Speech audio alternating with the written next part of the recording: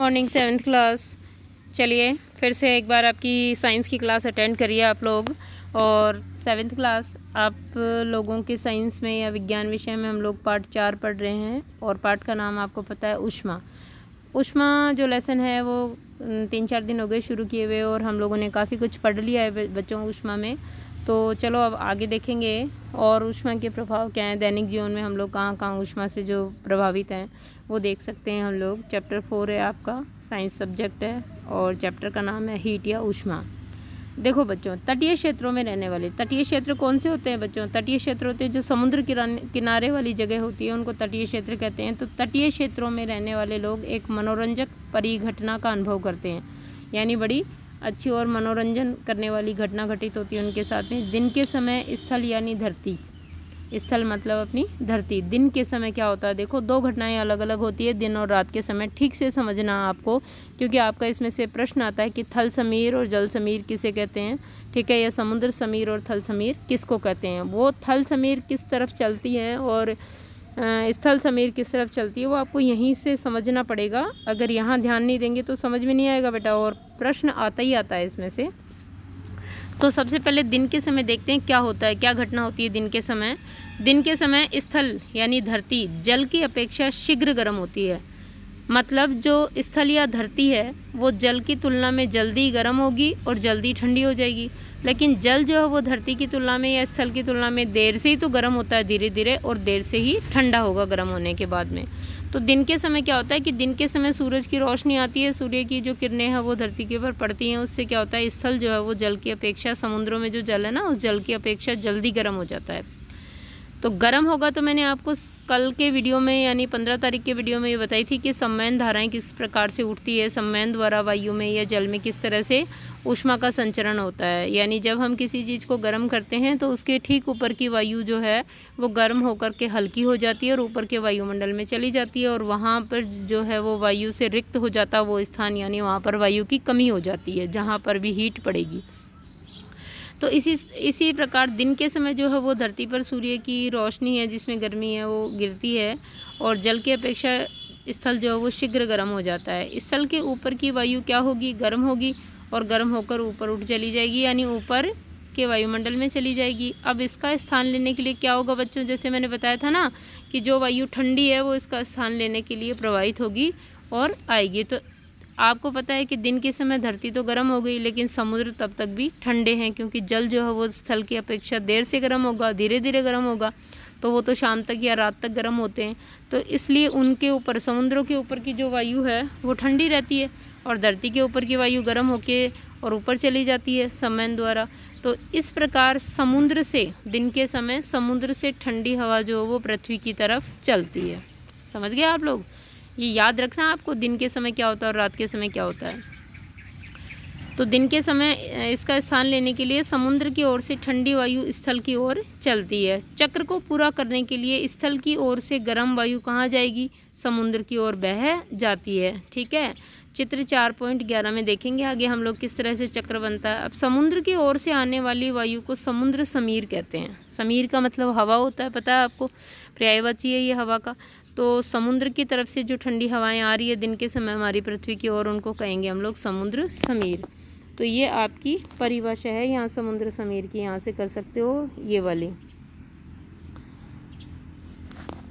समुद्र समीर की ठंडी वायु का लाभ उठाने के लिए तटीय क्षेत्रों के भवनों में खिड़कियां समुद्र की ओर बनाई जाती है। रात्रि में यह प्रक्रम ठीक विपरीत होता है, यानी यही घटना ठीक विपरीत होगी। कैसे होगी कि रात तक धीरे धीरे गर्म होते होते समुद्र पूरी तरह गर्म हो जाएगा, समुद्र का जल, और जबकि पृथ्वी धीरे धीरे वापस ठंडी हो जाएगी रात्रि में, जैसे जैसे सूरज की रोशनी या धूप कम होगी। तो क्या होगा, रात में समुद्र के ऊपर की वायु गर्म होकर ऊपर चली जाएगी तो वहाँ का स्थान खाली हो जाएगा। तो पृथ्वी से जो वायु है वो उसका स्थान लेने के लिए समुद्र की ओर बहेगी। ठीक है, और वापस गर्म हवा जो है वो समुद्र से किधर बहेगी, पृथ्वी की ओर, यानी एक चक्र फिर बन जाएगा। तो उसको क्या कहेंगे, थल से जल की ओर बहने वाली हवाएं हैं, इसीलिए उसको कहेंगे थल समीर। तो यहाँ आपने दो चीज़ देखी, समुद्र समीर जो समुद्र से हवाएं स्थल की ओर या धरती की ओर चलती हैं दिन के समय वो है, और थल समीर जो रात्रि में ठंडी हवा जो है वो पृथ्वी से समुद्र की ओर जाती है वो कहलाती है थल समीर, थल से चलनी हवाएं। बनाई जाती है। रात्रि में यह प्रक्रम ठीक विपरीत हो जाता है। समुद्र का जल स्थल की अपेक्षा धीमी गति से ठंडा होता है, इसीलिए स्थल की ओर से ठंडी वायु समुद्र की ओर बहती है। तो ये तो देखो समुद्र समीर आपका, समुद्र से दिन के समय जो हवा आती है ना, वो देखो आप, ये डैश डैश का निशान जो है वो किस तरह से समुद्र से ये धरती है स्थल की ओर हवाएं आ रही है, ठीक। और चक्र बनता है, ये देखो यहाँ पर, ठीक है। ये तो आ रही है ठंडी हवा समुद्र से स्थल की ओर, और स्थल गर्म हो गया, सूरज दिखा रखा है ना, ये रहा देखो आप किस तरह से सूरज चमक रहा है, ठीक है। इसकी रोशनी से गर्म हो गया, तो ये जो हवाएं हैं वापस कहाँ जा रही है, गर्म हवाएं समुद्र की, और ये चक्र बना।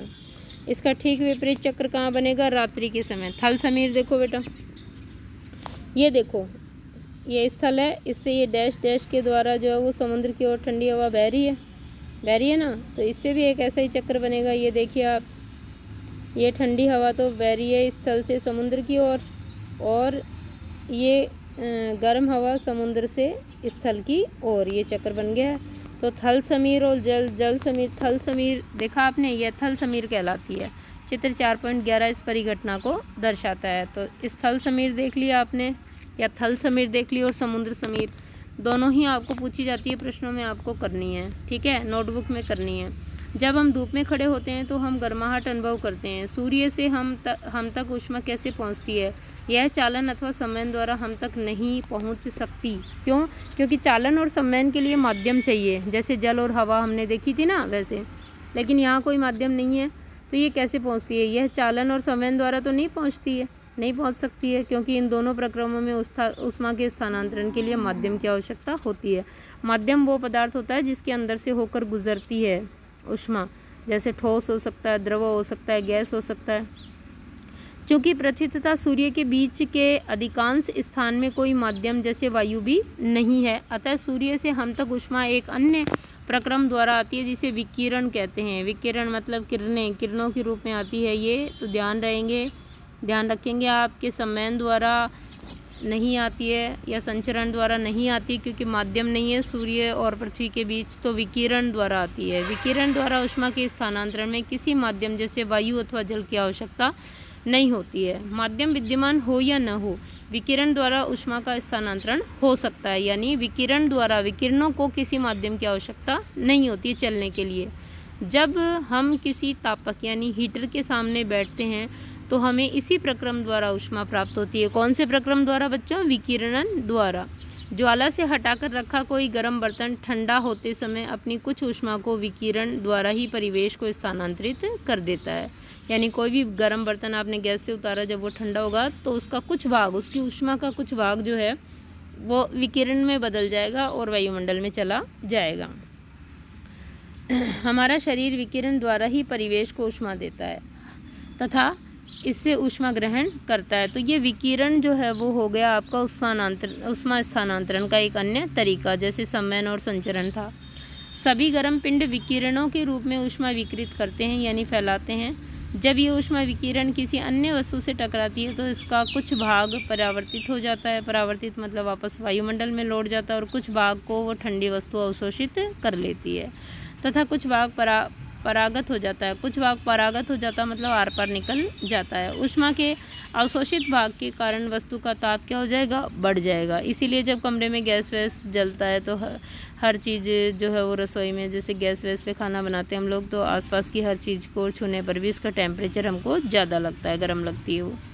ऊष्मा के अवशोषित भाग के कारण वस्तु का ताप बढ़ जाता है। धूप में बाहर जाते समय आपको छाते का उपयोग करने का परामर्श दिया जाता है, ठीक है। अब क्यों दिया जाता है बच्चों, ये हम लोग कल के वीडियो में देखेंगे। आज आपको मैंने थल समीर पढ़ाया, समुद्र समीर पढ़ाया, दोनों की परिभाषा लिखनी है, दोनों के जो चित्र हैं उनके द्वारा आपको दोनों को चित्र के माध्यम से समझाना है, अपनी कॉपी में करनी है। और कर के आप मुझे वापस चेक नहीं कराते, मेरे पर्सनल व्हाट्सएप पे आप कॉपी की फ़ोटो खींच के भेज सकते हो। अगर आप नहीं कर रहे हो तो आपका भार बढ़ जाएगा, कार्यभार ज़्यादा हो जाएगा आपको, इसीलिए बार बार मैं कह रही हूँ कि आपको करना है और कर लीजिए आप वीडियो से, क्योंकि आपकी ऑनलाइन क्लासेस चल रही है अभी तक और अभी कुछ कहा नहीं जा सकता कि कब तक ऑनलाइन स्टडी ही होगी आपकी। तो लापरवाही नहीं करें बच्चों, रोज़ाना की वीडियो ज़रूर देखें। ऐसा नहीं सोचें कि कोई काम नहीं मिल रहा है। डेली के वीडियो के बीच में आपको इसी में से मैं कोई ना कोई काम देती हूँ, तो डेली के वीडियो वॉच कीजिए ज़रूर। बी केयरफुल, इस मामले में लापरवाही नहीं करें, क्योंकि आपकी स्टडी का मामला है ये। Okay students.